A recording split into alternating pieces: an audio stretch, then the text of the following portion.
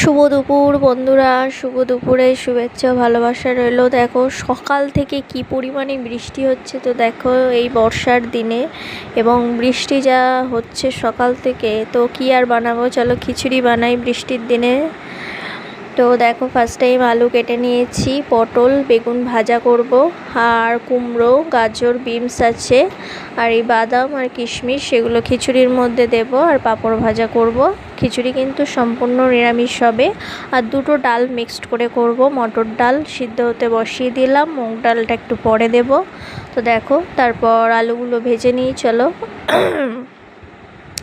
তারপর একে একে যা সবজিগুলো দেব তোমাদের দেখালাম, কুমড়ো বিনস গাজর এগুলো সব ভেজে নেব।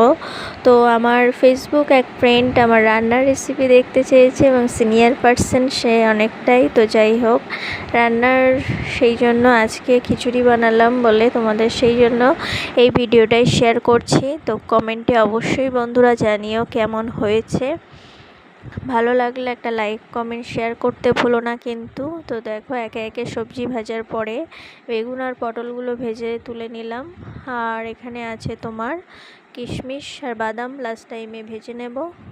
তো দেখো এদিকে কিন্তু অলরেডি আমার ডাল সিদ্ধ হচ্ছে, মটর ডালটা মুগ ডালটাও আমি দিয়ে দিয়েছি, সেটা দেখাতে ভুলে গেলাম। তো তারপর চালটা আমি দিয়ে দিলাম, একটু সেদ্ধ হয়ে যাওয়ার পর সবজিগুলো দেব, তারপর একটু লবণ হলুদটা দেবো, কারণ এগুলো সিদ্ধ না হলে লবণ হলুদটা দেওয়া যাবে না।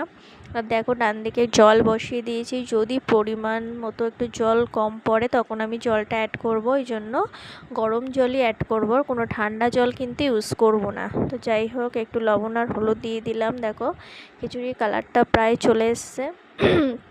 এদিকে মশলা বানাবো খিচুড়ির জন্য, তো গরম তেলে তেজপাতা জিরে ফোড়ন, একটু ঝালের জন্য মরিচ গুঁড়ো দিলাম, আর মরিচ না ওটা জিরেই ছিল, তারপর একটু তোমার লবণ হলুদ দিলাম, মরিচটা লাস্ট টাইম দেব, আর একটু সামান্য লঙ্কার গুঁড়ো দেব, এই যে, তারপর একটু মরিচের গুঁড়ো দিয়েছি, অ্যাড করেছি, এটা একটু ঝাল জল, আর একটু চিনি দিয়েছি সামান্য একটু, এটা টেস্ট নাকি ভালো আসে ওই জন্য চিনিটা আমি অ্যাড করলাম এর সাথে। ভালো করে মশলাটা কষিয়ে নিলাম, কষিয়ে এবার ওই দিকে দেখো খিচুড়িটা প্রায় সিদ্ধ হয়ে এসছে চাল আর ডাল, তারপরে সবজিগুলো দিয়ে দিলাম, যেহেতু আলুটা সিদ্ধ হওয়ার ব্যাপার আছে, আর সব সবজি তো সিদ্ধ হয়ে যাবে ভেজে নেওয়া আছে।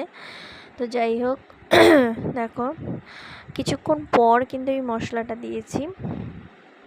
তো মশলাটা দেওয়ার পর লাস্ট টাইমে আমি কিশমিশ আর বাদামটা দিয়ে দিলাম। তো দেখো কিছু